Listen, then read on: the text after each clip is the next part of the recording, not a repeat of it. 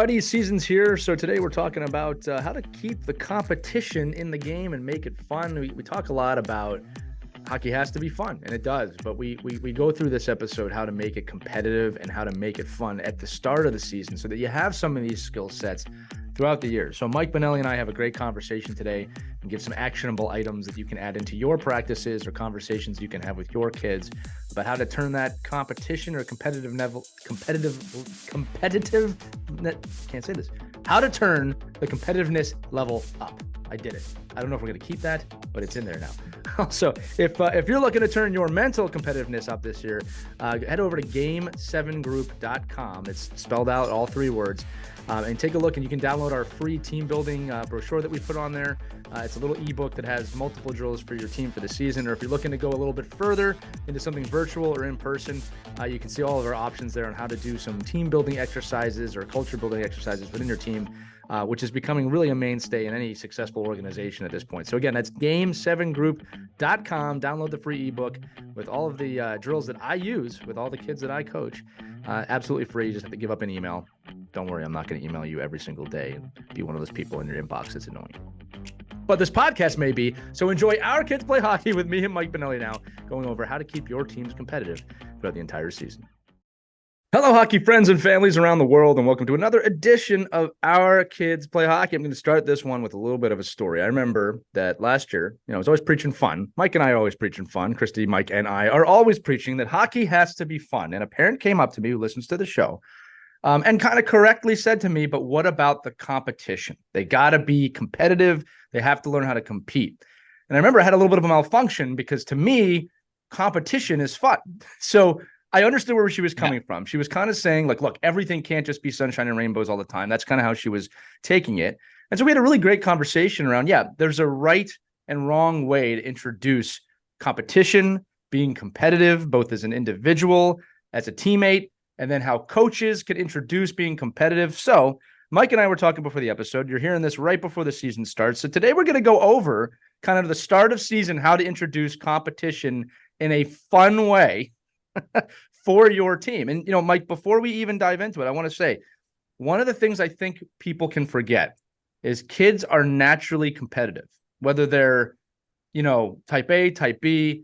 I was at a showcase with my son yesterday and his team, and we had a little bit of a cookout after one of the games. We were tailgating, and without any prompting, nothing, they started playing wiffle ball. And I was listening to them, and it was a little bit Lord of the Flies, like it was funny, but they were competing, and that's a strike. Get up, I'm up to bat. So kids, we got to remember this. Kids will naturally compete if you let them. And a lot of great competitors were made on those sandlots, or in this case, a parking lot. So when you introduce competition or being competitive, we all have to remember as parents, there's already an element of that there.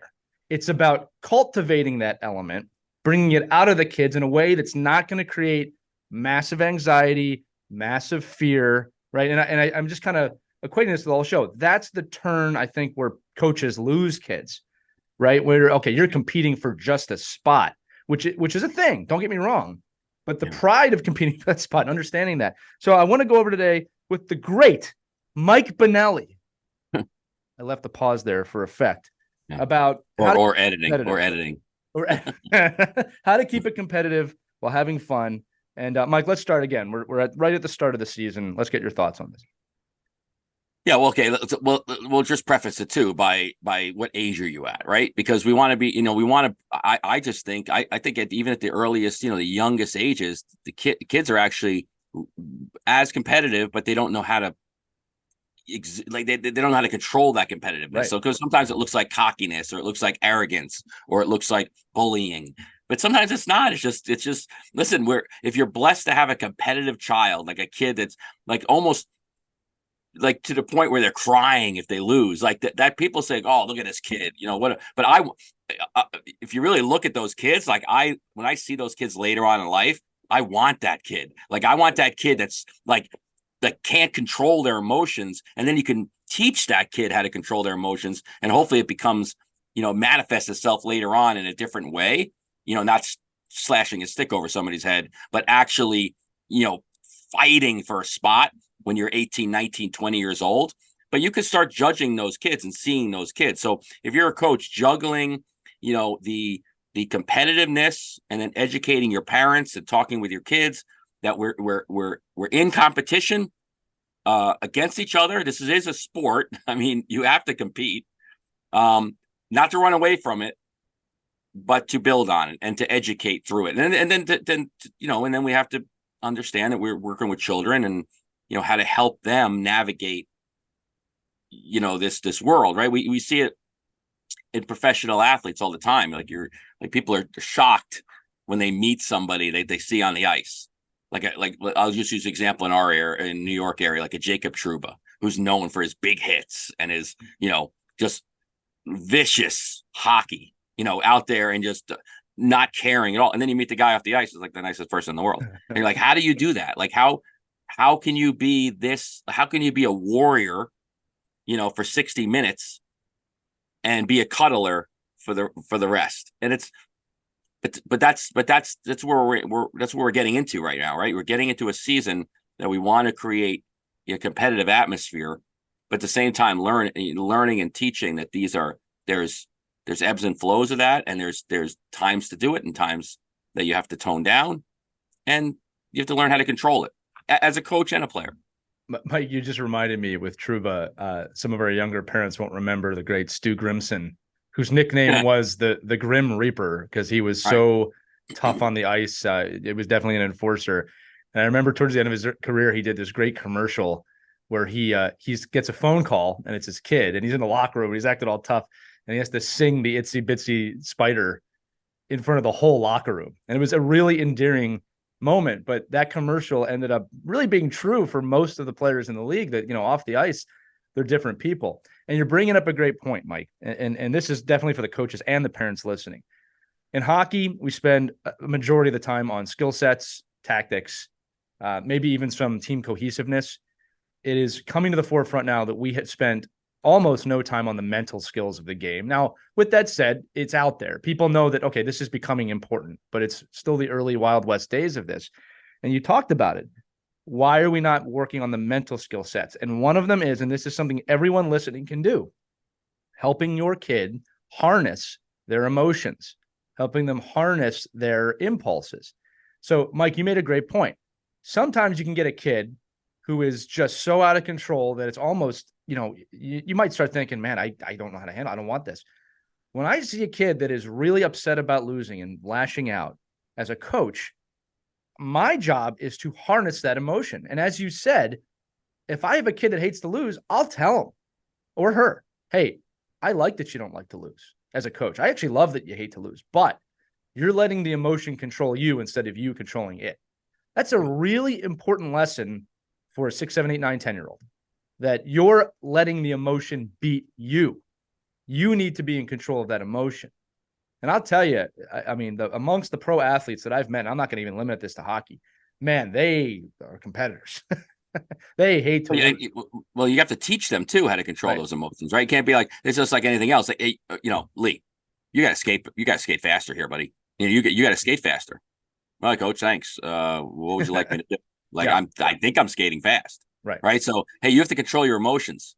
Okay, great. But I'm 8. How? So what tools do you want me to do? And mom and dad can't control their emotions. Have you seen them in the stands? They're out of control. Right. So there's so much, there's so, and again, your task, I mean, we're all just volunteer dads and moms. I mean, we're literally getting out of work and we're being asked to be psychologists. Right. But there are tools. There are ways to use what's out there. People like yourself and getting, if you're really truly coaching young kids and you want to get the best out of them and you want to be a teacher and you want to be a coach, then, it's kind of falling on you to learn, how to help harness those behaviors, whether that's fair or not. It just is what it is. Or you just have out of control kids and get a miserable season and let it, and then quit at the end of the year. But I think it's just, but again, it's your obligation to learn how to harness those things. Can we all do it perfectly? No, but I think there's, like I said, if you want that emotion, because I want that emotion personally, like I want kids that are emotional, especially if they're a really good player, like skilled player. But if they're, if you're trying to build a team around kids that are like-minded you know, emotionally invested kids, then you got to teach them the tools, you know, to harness those emotions. Well, Mike, I'll give you a great example of kind of the opposite of this, and this might be surprising to people. So I was coaching a team, high level team. I have to say that for a reason, because these are adults I was coaching, where everyone got along. I mean, it was actually a really beautiful locker room. It was a wonderful place to be, and everyone got along all year.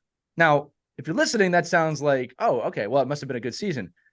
It was an okay season. The problem with everyone getting along is nobody pushed each other. So, I was at a few practices and guys were not going after rebounds and everyone's just like, oh, it's okay. All right. And I'm like, I'm not okay with that. And there wasn't that player or players to say, hey, finish the rebound. Right now, coming back to competition, there's a lot of ways to describe competition.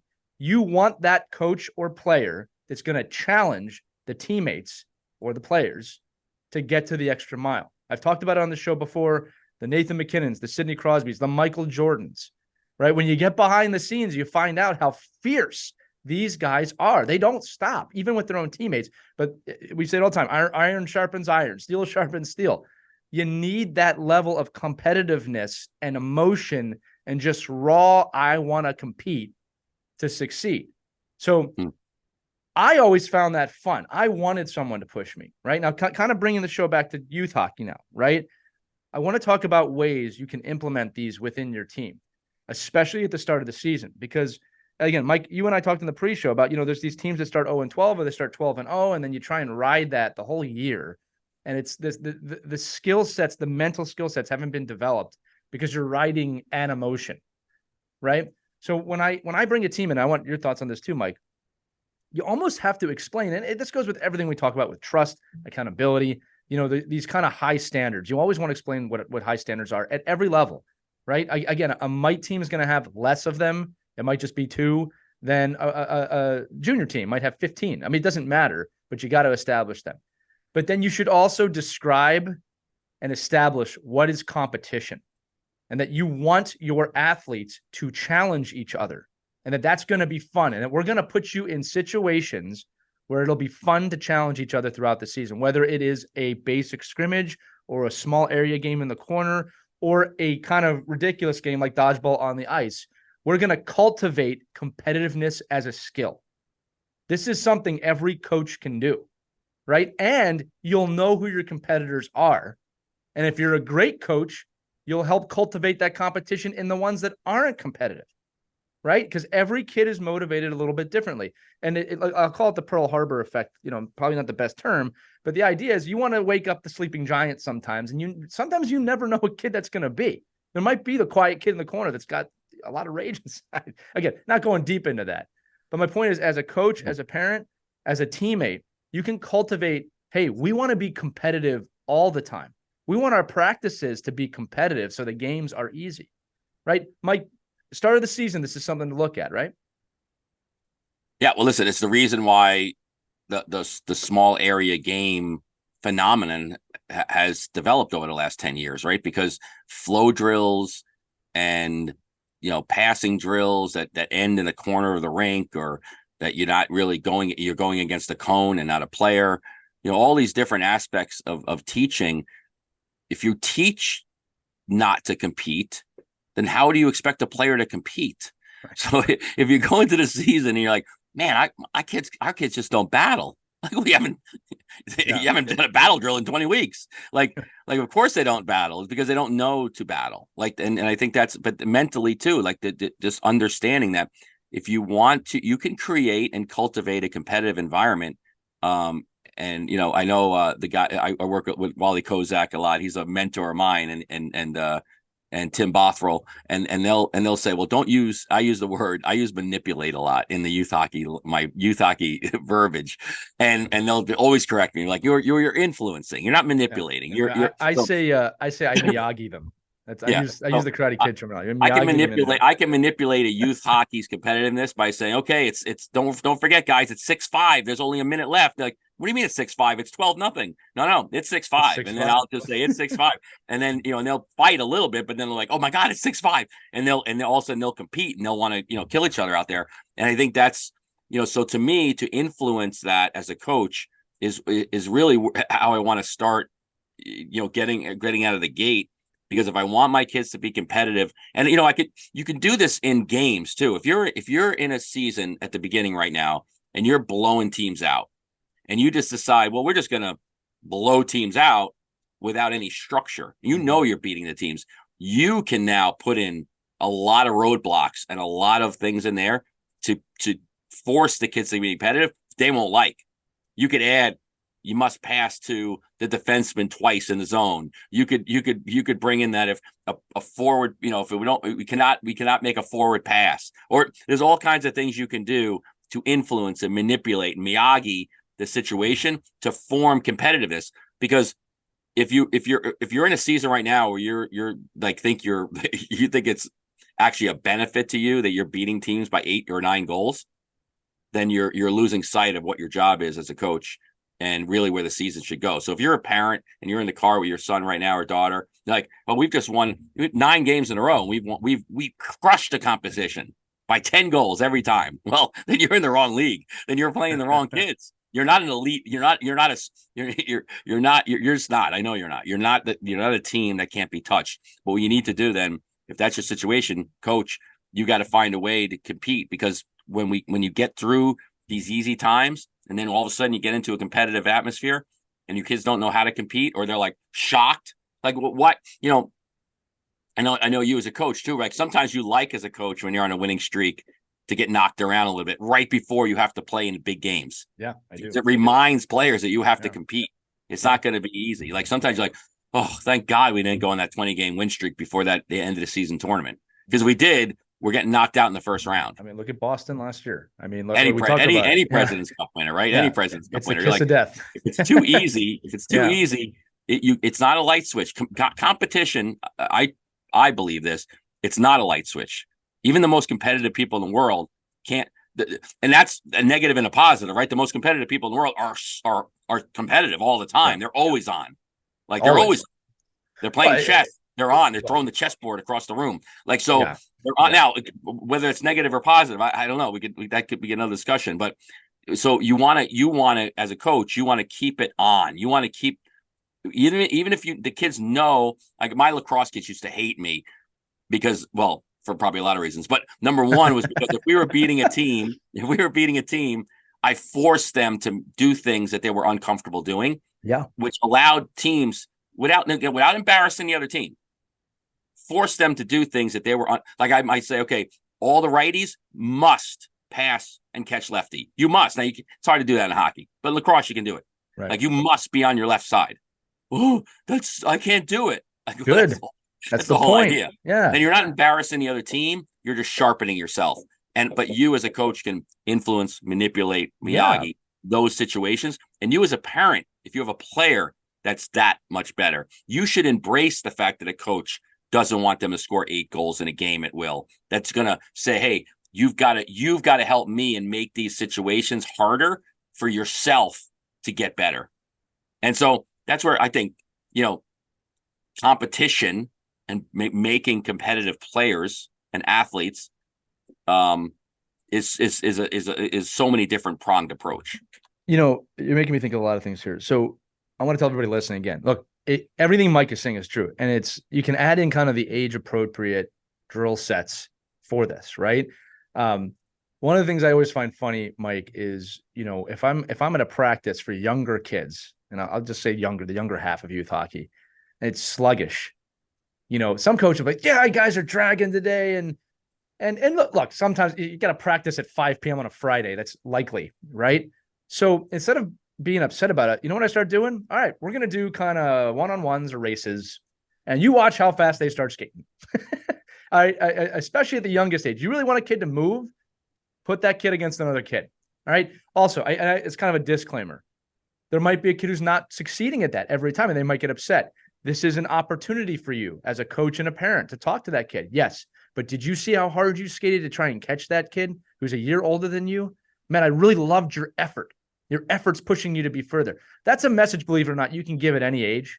That's why families that have big, like I grew up in a family of a big family. Like I had 3 brothers that I always compete. Like it's like it was bloodbath. I mean, it was like so my mother would come in like, who broke the bedroom door? Like, why is the bedroom door off the hinges? What Well, we door? were wrestling What and we door? got a We didn't little have out a of door there. control. Yeah. Now we don't, then my father would be like, well, now we don't have a door. That's all. But, But so I think, but you're absolutely right. Like, you can take the runt of the litter and bring them in and give them something that they could be good at, or give them some positive feedback as to what they are doing well, right. and then to really encourage them to continue to do that. Right. And look, I don't think that happens enough, to be fair. And again, look, if you're one coach with 10 kids, it can be hard. If you're two coaches with 20 kids, it can be hard. But this is something you want to filter in, even if it's just after practice. Like, look, you didn't win a race today, but man, you were moving, and it's going to pay off. And it kind of want to turn this into this too. I've seen teams where they have a great goalie. The goalie is just best in the league, and the whole season it's like, well, we just got a great goalie. That goalie is a tool. There needs to be a conversation with that goalie of, hey, we're going to have our guys shoot on you harder than in games because you're going to make them better shooters, and in turn, they'll make you a better goalie. Sometimes it's not always 50-50 in terms of the balance, but iron sharpens iron, right? So if you can make your team, and I'm going to say it in a positive way, competitive at your practices, and explain to them what competition is and why we're going to compete against each other, and we want it to be fun. Maybe even keep a standing system, whatever you got to do that's appropriate for your group and their mentality. It's going to do wonders in the game. Mike, you talked before about winning streaks. I've always said a team is the most vulnerable during a losing streak and a winning streak. You are equally vulnerable at both of them because it just takes a little bit of turn to turn your mentality off if you're not prepared. And I do things that are unorthodox. When we're in the middle of a winning streak, I'll have a meeting with the team. Hey, what are we going to do when we lose? I'll say it right in the room. You guys are like, you can't talk about losing. No, I can, because it's going to happen if we don't talk about it. So what are we going to do when we lose? And just to hear them talk about, well, we got to mentally be right back the next game. We got to do this. We can't change too much. Or adversely, losing streak. Hey, what are we going to do when we win? You know what's funny about losing streaks, Mike? And this kind of plays into the episode. When you're in a losing streak, the mental side of it is you're asking the wrong questions. When I see teams in losing streaks, the questions typically are, well, why can't we win? It's a horrible question. It's not a good question. You're not going to get a good answer to that question. Or, why are we not scoring more goals? They're weak questions, right? You got to dive deeper into the level of the team of, okay, what are the skill sets I need to work on right now that we're lacking that could develop into something good? What are the mental side? What are we fearing right now? What is fearful in our mind that it's not allowing us to compete? These are thought-provoking questions. And if you get the team thinking, things start to change. Losing streaks or winning streaks, you're in the same mindset every single day. All right. Even pros know they're going to lose. All right. And look, I don't know how many movies need to be made about this. I don't know how many situations have to happen where you see a team on a 20-game losing streak lose to the middle of the ground team just because they're really, really hungry. Right. And the other team, oh man, we're down by 2 goals. That hasn't happened since October. What do we do? It happens every year.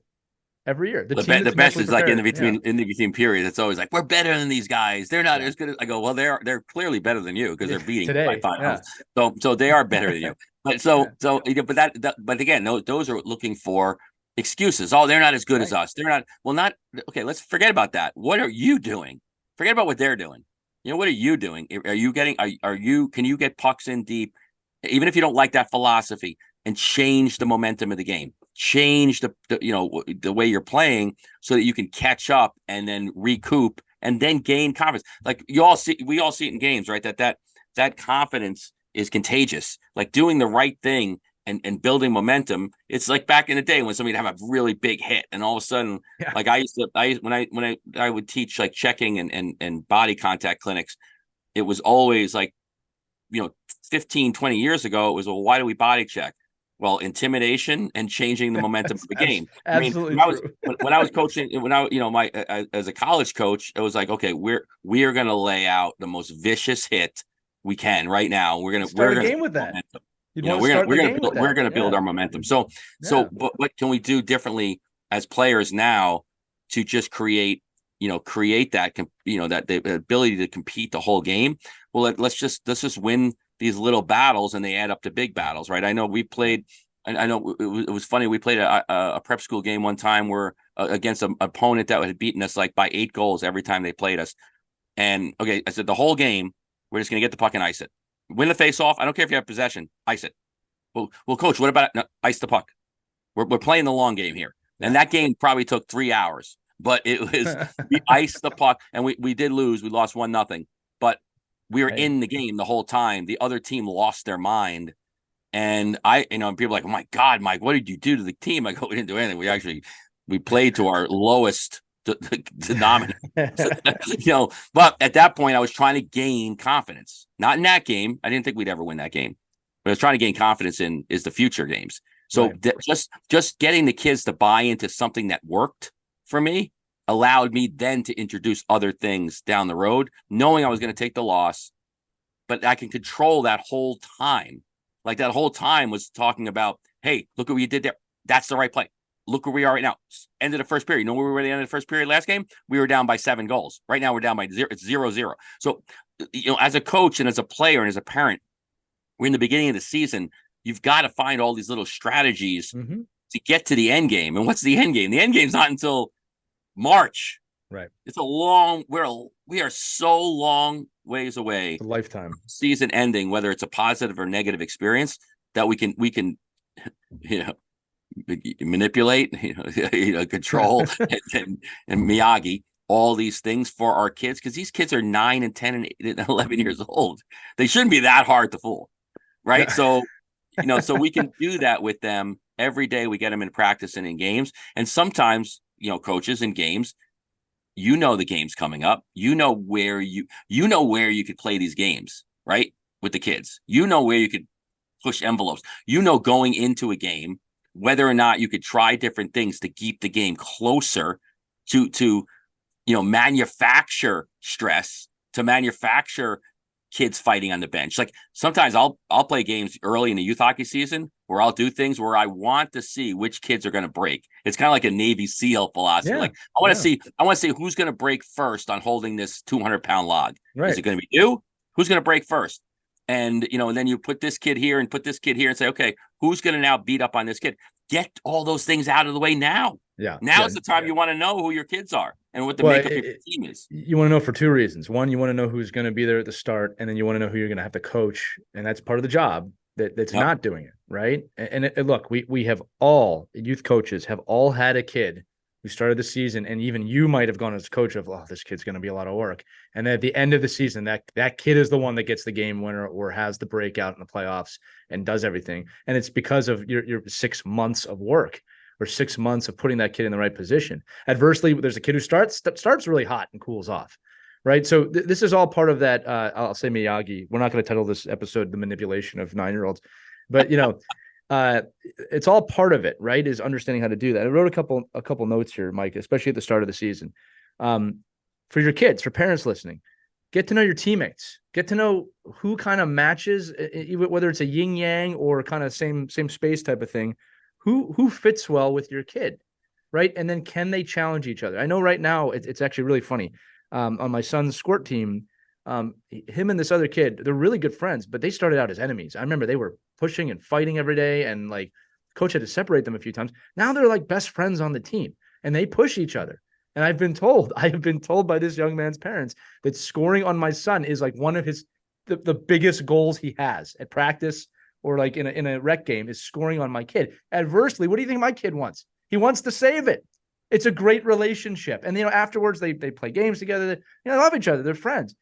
It's a great competitive relationship. I actually hope selfishly that I can create that with my daughter and my son, where I can get to a point where I can say when they're pissing me off, hey, go downstairs in the basement, just go shoot on each other. Have some fun. Leave me alone. No, you got to cultivate these things. Now, again, listen, there may be some people listening that go, well, that's kind of harsh. That can be tough. Real life is going to be way tougher than any youth season your kid's going to have. All right. And if you can help build these skill sets, I always like to bring the ROI of hockey back to the life lessons. All right. This stuff all translates, to high school, college, work, whatever it is, whatever your kid decides to do after 18, all of this stuff. And if you're doing it for 10 years, they will be infinitely more prepared for the rigors of the real world. Now, if you don't challenge them, if you don't allow them to compete in the right way, if you protect them too much, we all want to protect our kids, including me. All right. This is where you develop massive anxiety, fear of failing. They get out in the real world and they cannot handle it. And again, Mike and I have seen this. All right. Not wishing that on anybody. I'm not calling anybody weak, but I'm saying that the skill sets you can learn to be competitive, to deal with adversity, to overcome large obstacles, which is another definition of adversity, directly translates. I'll give you another one, Mike. You talked about that the score being 6-5. One of the things I implement with a lot of teams, hey, the score is always 0-0, always.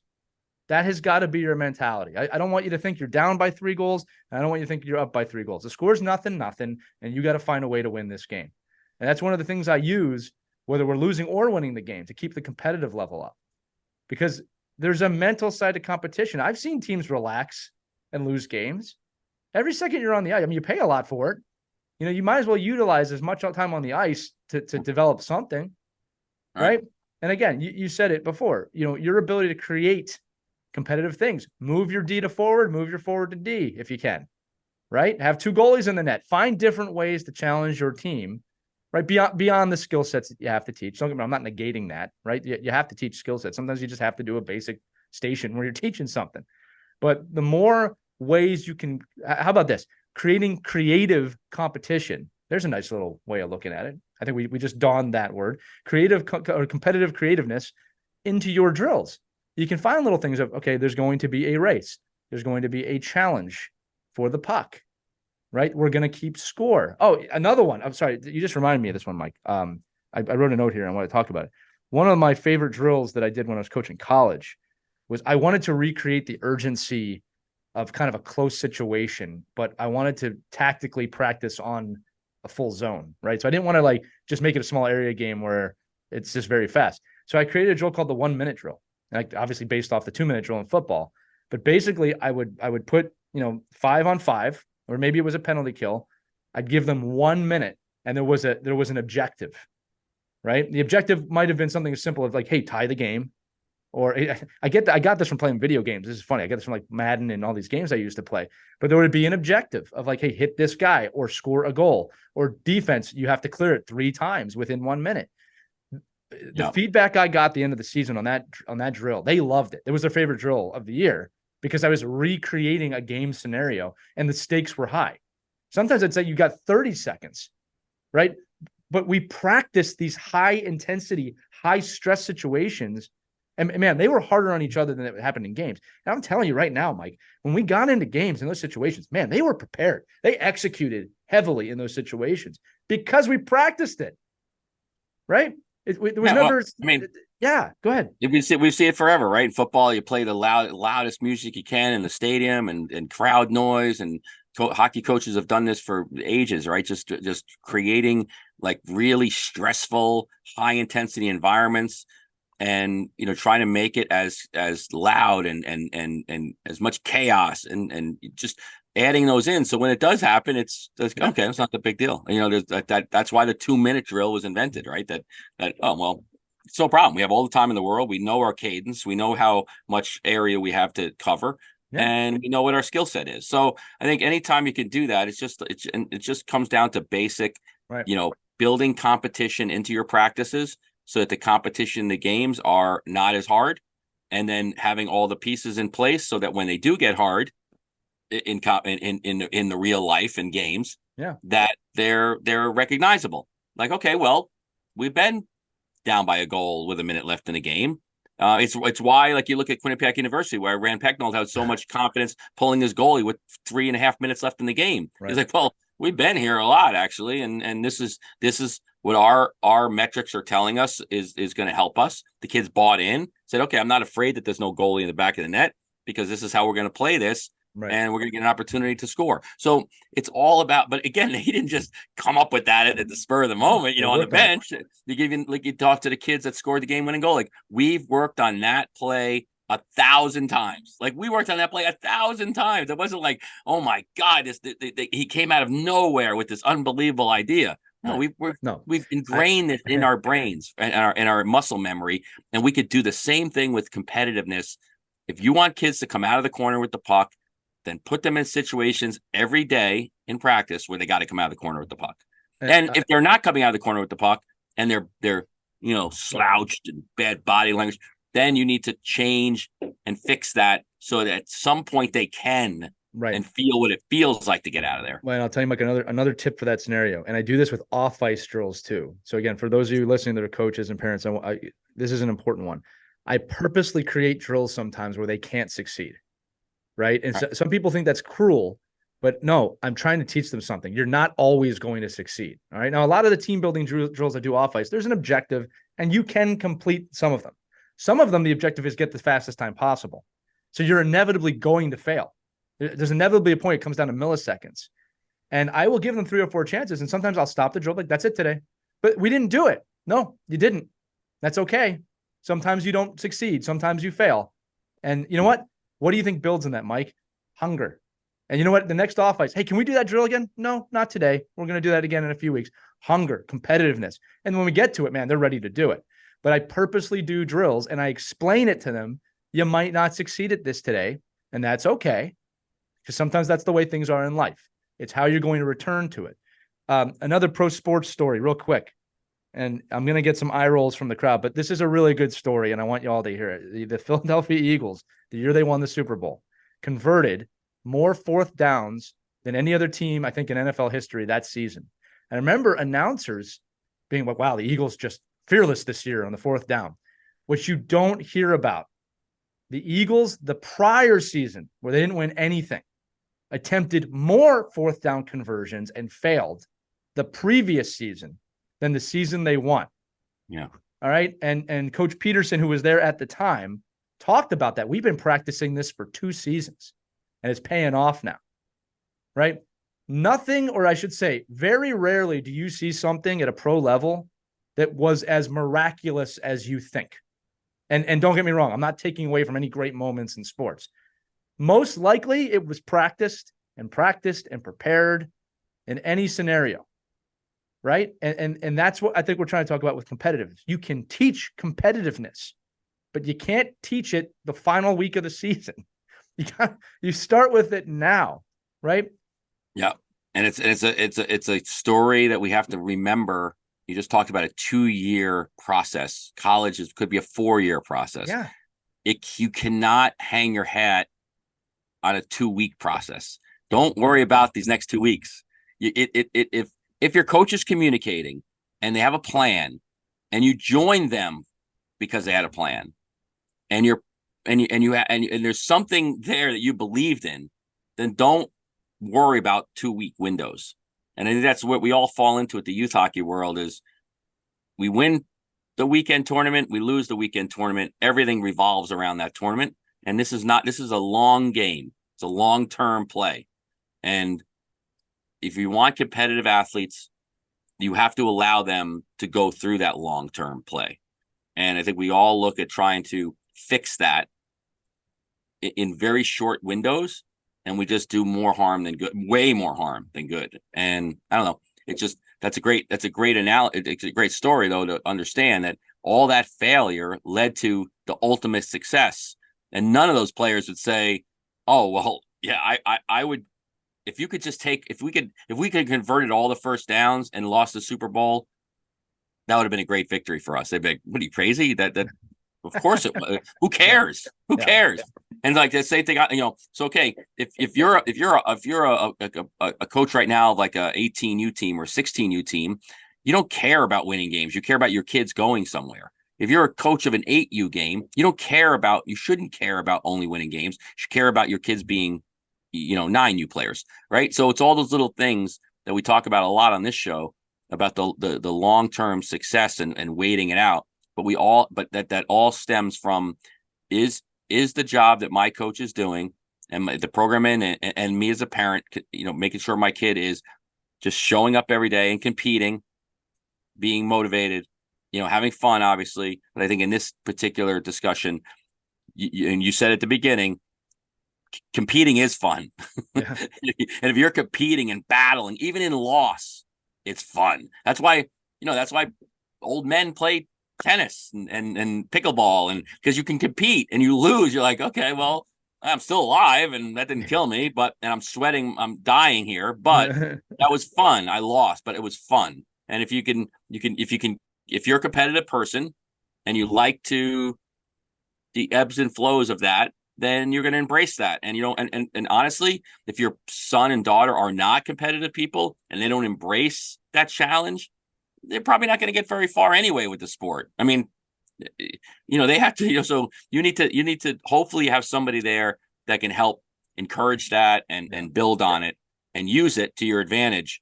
But again, if you don't have it, you don't have it. Yeah, you can't force it, right? And again, a lot of times it develops later on. Like that's the other thing. It's a good point. Right. Well, that's the long-term piece, right? Don't worry about today. Hey, listen, if you maybe you're going to find that one kid that spark that does something for that kid, or maybe that person is going to go through something in their life that drives them a little harder, or gives them that extra motivation. We just don't know. Yeah, and so let's just can't put it in them. Yeah, you can't put it in the kid. You have to draw it out, and most of the time it'll happen. Right? You talk about pickleball, and every over the hill hockey mom and dad that plays adult league is just nodding in the car right now, going, "That's me." Yeah, no, I really love playing adult league.